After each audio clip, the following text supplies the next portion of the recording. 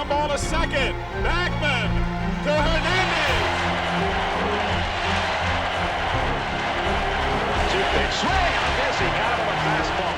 Hi, I'm Howie Rose, and there is probably no more pleasant sight to a New York Mets fan than watching Dwight Gooden throw a baseball, certainly in real time when he did it back in the 80s for the New York Mets and into the 1990s too. Mickey Mantle had this recurring dream, maybe even during his playing career, but certainly after it was over, and he talked so much about it and might have been having those dreams right up until close to when he passed away, that he was outside Yankee Stadium and he could hear Bob Shepard, the public address announcer, saying, "Now batting number 7, Mickey Mantle," except that the gates were all locked and there were no ushers or attendants at the gates, and he could not get into the stadium. He could hear them announcing his name, but he couldn't get into the ballpark. That was his nightmare. But you lived that when you made your major league debut in Houston. You had trouble getting into the ballpark. Did you think you weren't going to be able to make your first major league start because nobody would let you in? You know, that was an amazing day. I remember that day like it was yesterday. The Mets was grateful enough to fly my parents in. And I remember having lunch with my parents. It was a night game, it was in Houston. Having lunch with my parents around 12 o'clock, going back to my room. The bus wasn't leaving for the ballpark till like 5 o'clock. And the adrenaline, the nerves and everything, the anxiety, everything kicking in, and I'm like, man. So I went downstairs to the concierge, asked him, I said, how far is Ashton over here? And he told me, I think it was like 3 miles, and I asked him, how do I get there? He told me, so I walked to the ballpark, first time getting to Astrodome, didn't know how to get in, climbed the 8-foot fence, and the security guard saw me. So you literally climbed the fence? Yes, I had no idea how to get into the ballpark. About to make your major league debut, yes. And you're climbing fences. Climbing the fence, Okay. 19 years old, and obviously you see the Astrodome, and I don't know how to get in, so I climbed the fence. Security guard sees me, comes over, goes, son, what are you doing? I said, I'm pitching tonight. He goes, sure you are. Let me see some ID. So I showed him my license, and he, called upstairs. They talked a little bit, and then so the guy said, I'll walk in. He walked me in, and Steve Garland, who was the head trainer at the time, him and Bob Sykes were already at the ballpark, and he came and got me. And so the guy saw that I was pitching that night. But I had to climb the fence, not knowing how to get in, and security was there, didn't believe who I was. Called the front office, paged me, came down, more security came down. So I got in the ballpark, and luckily Steve Garland and those guys were there because they didn't believe me. And that's how it started. Fastball struck him out. So Dwight Gooden gets his first major league strikeout. Well, it worked out well against the Houston Astros, and obviously everything that followed that led to a just fabulous career with the Mets. And you touched a moment ago on your father, who was at the game in Houston that night. He was a guy who really learned about pitching. What kind of de facto coach was he, even during your major league career? He was incredible. I wish I would have asked him before he passed away was where did he get his baseball knowledge from, because I remember him coming home one day. I was playing Little League baseball. I started at 7 years old in Tampa, and he asked me how much you like baseball. I said, I love baseball. He goes, well, how much? I said, one day I want to be on TV. He said, well, you got to really work at it. You got to work. He said, what I'm going to do, when I come home from work, we'll go to the park and we'll work on some things. So at that time, I'm about 9 or 10 years old. And so when he would come home from work, he said, you want to go to the park? I said, yes. So I'm looking for my glove, my ball and stuff. He goes, you don't need none of that stuff. So we'll go to the park without any baseball equipment. So it wasn't fun because as a kid, you want to hit, you want to throw, different things. But he would basically train me about mechanics. Somehow he knew I was going to be a pitcher, and Gary Sheffield, my nephew, we grew up in the same house, and he knew Gary was going to be a hitter. And when Gary got a little older, because I'm 4 years older, he would take both to the park, and have Gary doing different things on the fence, swinging the bat, and the way Gary used to do his bat wiggling was about timing.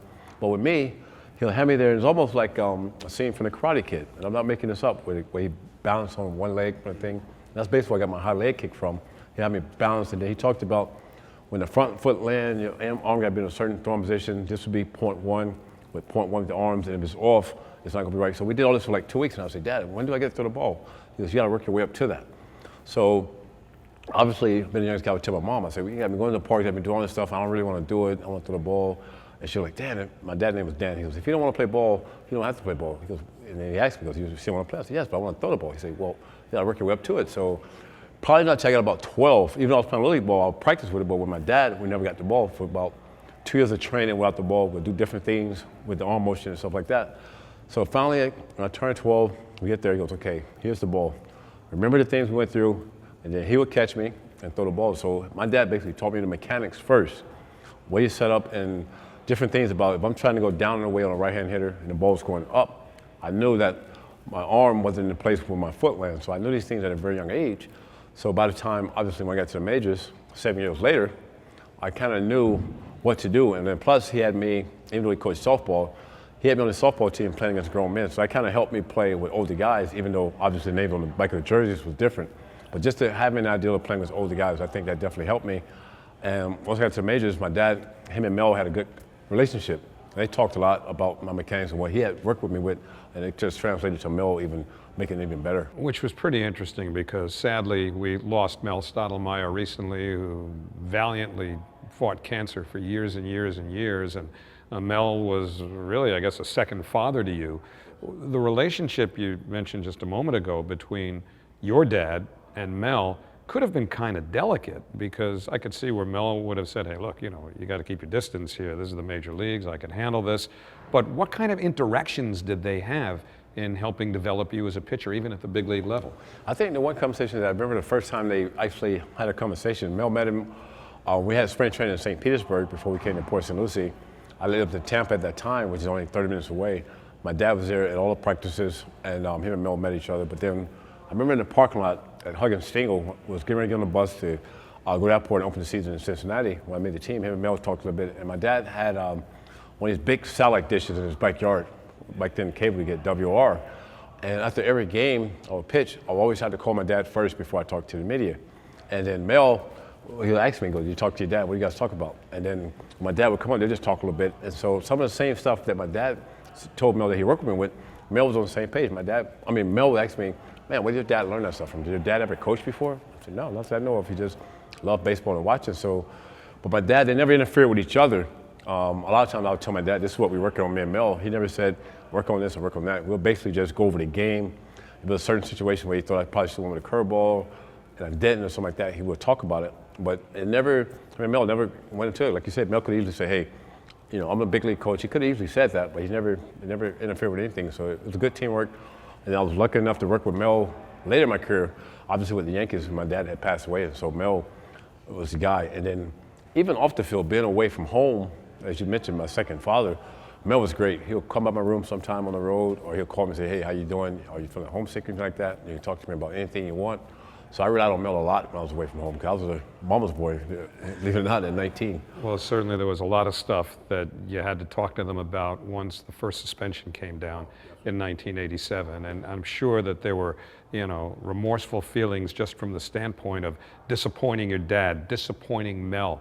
How did both of them help you get through that initial recovery period? Oh, man, that was probably the toughest time of my life at that point. I remember getting the test results and talking with Frank Cashin when he said, you either go to rehab, we'll pay your salary, or we can suspend you without pay. And so obviously it was an easy decision to go to rehab, even though I was still in denial about my disease of drugs and alcohol. And I had to drive from St. Petersburg to Tampa to tell my parents that I won't be leaving with the team, and Dr. Lance came with me, that I'll be going to Smithers Institution. That was the shortest drive. So I got to home, I'm trying to think of how I'm going to say this. And I remember telling my parents, my mom, she kind of knew I had the problem, but my dad had no idea. He just saw I was drinking. Was your dad in denial about it? Did he miss signals? During the time when I was active in my addiction, I think he was kind of in denial. He thought he was drinking. But my mom, she knew something wasn't right the whole time. And so when I got to the house and I walked in, I told Dr. Lance, let me just talk to him alone. And I remember telling my parents that, you know, I tested positive for cocaine on me going to rehab. I remember my dad didn't say a word, just kind of dropped his head. So I knew at that time I had crushed him. I knew he was hurt. My mom just kind of said, well, son, that's good. I'm glad you're going to get help. But I just want my dad to say something, even if he would said, I'm pissed off or something. But by him not giving me anything, just silence, that hurt it more than anything. And I remember going to Smithers. Again, at that point, I'm 21. Well, I had just turned 22, not knowing what to expect once I get out of Smithers. And then once I got out, Dr. Lance took me, went to Jay Hardy's house, and Mel Stottlemyre was there. And so it was like seeing my dad before I went in, and then seeing Mel as soon as I got out. And like you said, I felt like I was embarrassed by what had took place. I was ashamed what had took place because I felt that I had let Mel down at that point. And then Mel was like, you know, I always gave me a hug. I said, Doc, you know, whatever you went through back then, let's just focus on today. How can we make this better today and move forward? I'm here for you as a person first, then a ball player. And that meant a lot, but it even hurt it more because I knew the relationship I had with Mel. I knew how much he cared. But when you go through something like that, you know the people that you hurt, your family, your fans and stuff like that. So at that point, every time when I started back working out and going on the road, Mel was always right there, all the time. He said, Doc, how you doing? Let's talk. He said, I don't want to talk about pitching. Let's talk about what's going on at home. What are you doing during the day? What are you doing, when you're away from the ballpark? And to me, that meant more than anything than just being a pitching coach. And now you've gone through periods of sobriety, long periods of sobriety. You talked in your book, which was remarkably candid, about some of the setbacks that you've had along the way. Do you feel the fight has become more winnable over these last few years, or is every day still a battle? Every day's a battle, and what I mean by that is I had to look at it that way because as soon as I let my guard down, that's when I'm in trouble. Like some guys I looked at, they say, well, when things are going bad, I lose a loved one or I lose my job, it's bad for me. But for me, it was like a double-headed barrel. When things are going great, it could be trouble for me because I'll let my guard down. I'll cut back on going to my meetings, talking to my sponsor. When things are going bad, it could be bad for me. So it took time and time of falling down and relapse, rehabs, prison, for me to get that and understand that every day I got to be aware of what's going on. So I read every day. These things I have to do, even the days I feel great. If I don't feel the triggers or feel the anxiety, I can't take it for granted because I know this disease is very powerful. And as soon as I let my guard down, it could be a song that can trigger me. It could be something somebody say that brings back something. It could be an old friend that I used to use with or deal with. Any little thing can trigger that quick. So if I'm not in a good place where I can say, okay, this is not right, let me call somebody who can relate. I could be in trouble. Maybe not that day, but if I let it linger and linger, it can happen. And the old places, I just can't go anymore. Bars, clubs where I goes around, strip clubs, things like that I used to do. Today, I don't fool with that because I don't trust myself. I would love to live in Tampa. I would love to spend more time in Tampa. I have my kids there. I have grandkids there, family, but I can't do it. I can go in short periods of time because I just don't trust myself of doing that. And I don't want to put myself in those positions again because that disease is horrible. I mean, I hate that disease, really, because the things that I went through, the things I lost, I mean, I've forgiven myself, but it took years and years for me to forgive myself. Even when my family forgave me, loved ones forgive me, to forgive myself, the shame and the guilt. But then I had to understand by holding on to that shame and guilt, I was basically setting myself up to go back out there. And so I had to say, who am I not to forgive myself? So once I did that, I had to live by those marriages every day. So if it's every day a battle, I wouldn't say it's a battle, but every day I had to keep my guards up, whether things are going great or things are going bad. Entering from the center field bullpen, Dwight Gooden.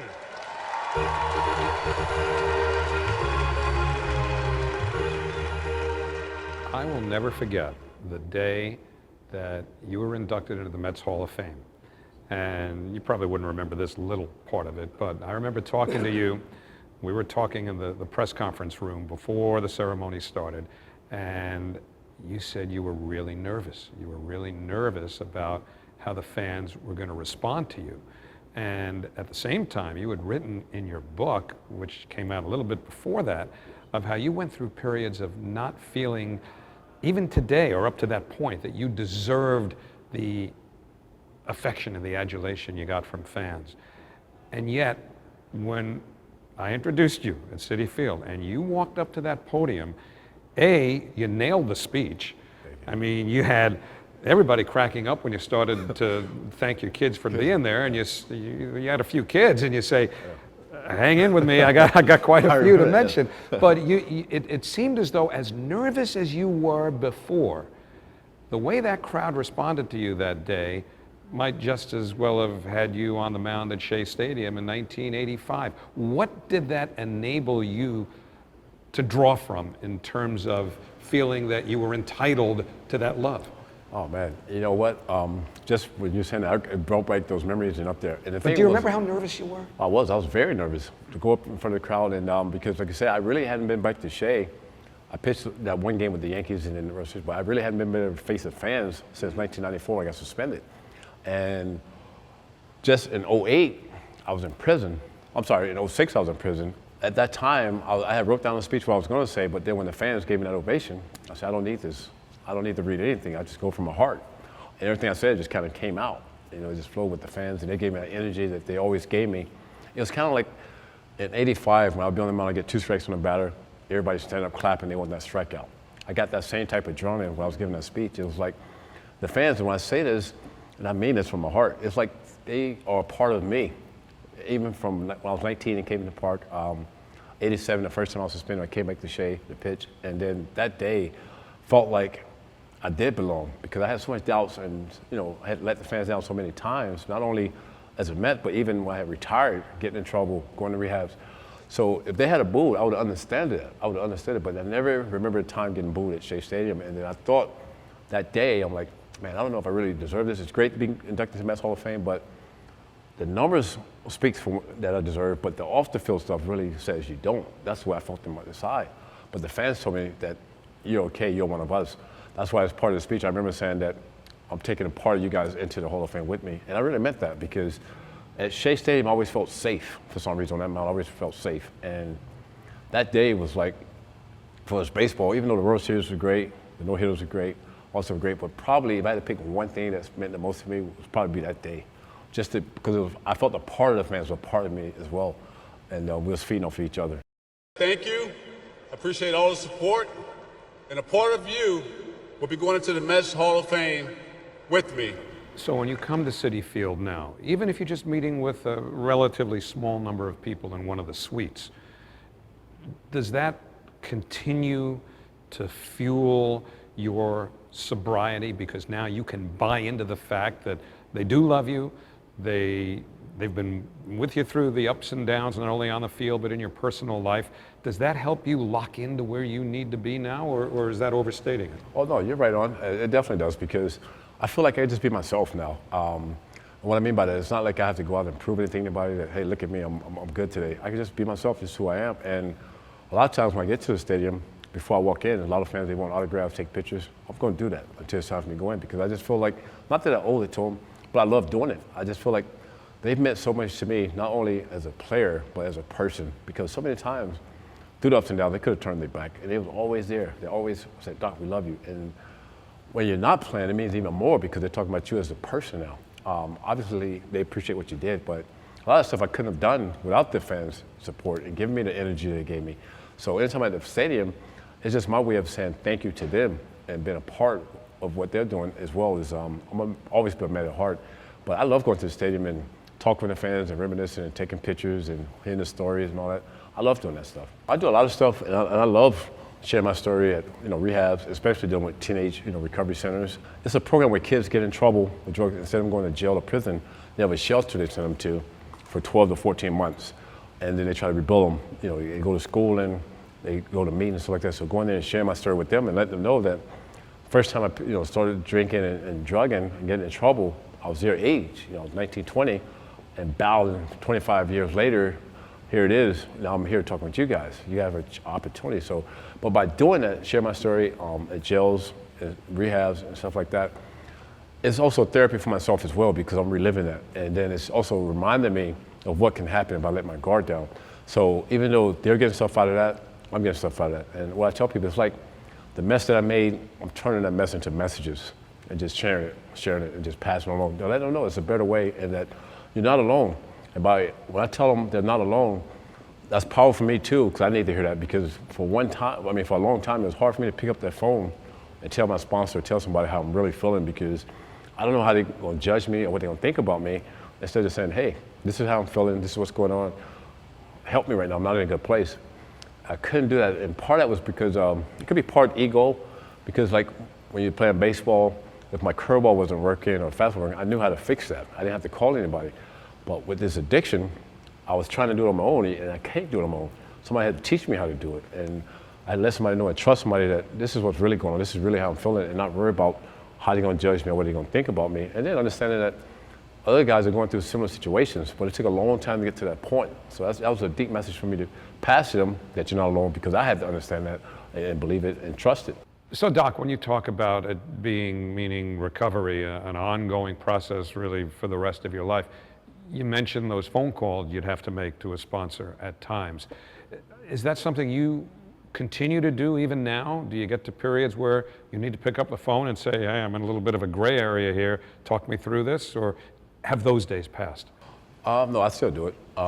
Even if it's a situation where I have a dispute with a family member or something going on, or my ex-wife or something going on where, my pressure get up a little bit, I just talk about it. I say, hey, this is what's going on. I mean, he may not say anything. I might not be pulling the trigger or anything, but just to share it with somebody. I did therapy for a long time. I'm not doing therapy anymore. But sometimes I would call my therapist and say, hey, look, what's your opinion on this? Just to hear somebody else's opinion on certain things. But for as my sponsor, anything that I feel like is a pressure situation, I just feed it off of him, because I've been down so many times. I do not want to go back that road again or even think about going there. So I'd rather be overprotective than caught off guard. So where then did you get the courage, and it really was courageous, to write the book that you did? And I say courageous because if you haven't read it, it was written with a fellow named Ellis Hennigan, and you left nothing to anybody's imagination. I mean, you bared your soul. You held nothing back. It couldn't have been easy for you to say, I'm going to tell all, but what encouraged you, A, and B, gave you the confidence that you could write everything that you went through and be the better for it when it was over? Part of it was, you just hear so much stuff where people are telling the story for you or assuming different things happen. And I remember doing Celebrity Rehab with Dr. Drew and Bob Forrest, and the show was kind of, it's kind of a script. But then off the set with Bob Forrest, I got so much recovery at that time. And that's the only time I went to recovery on my own, where I wasn't forced to go to rehab or my family suggested. One time I said, I need help, I want to get help. So by me actually doing that show and going on that show was basically what I call removing that mask, because even though like my family and the ones close to me knew I had a problem and I was struggling with it, but I was in denial about it. Sometimes I felt entitled, sick as that may sound. I felt entitled, felt like I wasn't hurting anybody, but I was hurting my kids, hurting my family, my loved ones. So I felt by going on that show and saying, yes, I did this, I did this, I did that, and people hearing it from me saying, and this is who I am now. And I'm okay with it. I'm confident in my own skin. And then it's doing some work on myself, what we call self-works, where you're doing an inventory on yourself.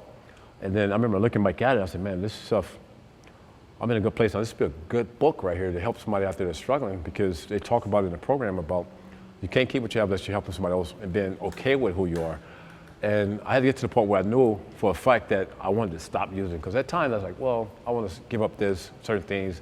Maybe I can use on the weekends or maybe holidays. Until I got to the point where I said, I'm tired of using it, I don't want to live that life anymore. That's when I got to the point of doing the book. But then I had to talk to my mom and talk to my older kids. And I mentioned to them, I'm thinking about doing a book. This is what I'm going to talk about this is okay. And my mom told me, she goes, well, if you feel it's going to help you and help others, I'm okay with it, because there's going to be some dark moments in that book that we're going to relive. And my kids said, well, Dad, if that's what you want to do and you think it's going to help you, then we're all for it. And that's how I came about doing a book. After about doing an inventory on myself, I said, you know what? I'm going to tell it all. And it was very tough doing that book. I remember being with Ellis, great guy. He brought some stuff out of me that was still there. And sometimes we sit there and say, we're going to do an hour today. We'll end up doing 3-4 hours. Mm-hmm. Some days I leave there crying. Some days I leave there, laughing, sad, happy, all these different emotions that's going on during that book, because you're reliving that book. And I remember on the release day when they were going to release the book, I was very nervous and worried that how are the people going to accept me now? But then I had to go back to, I can't worry about how I'm going to be accepted now. The thing is, I'm doing this to help myself. And if it's going to help me, how I'm accepted, I just got to deal with it, because I'm trying to save my life right now. Like I said, I've been to jail, prison, rehabs, institutions. The only thing that was left was the cemetery. If I'm not ready to go there, this is what I have to do, and this is who I am. So I'm okay with that, because I'm not living that life anymore today. Do you remember, and I don't know that you possibly could, maybe there was one pitch even that kind of made it crystallize, but do you recall when you felt you had gone from being a terrific young pitcher to a phenomenon? Meaning now they're not just coming to see the Mets play the Giants, they're coming to see Dwight Gooden pitch against the Giants. Two parts of it. I think when I made the All-Star team my rookie year. 2-2 pitch to Parrish. Got him swinging.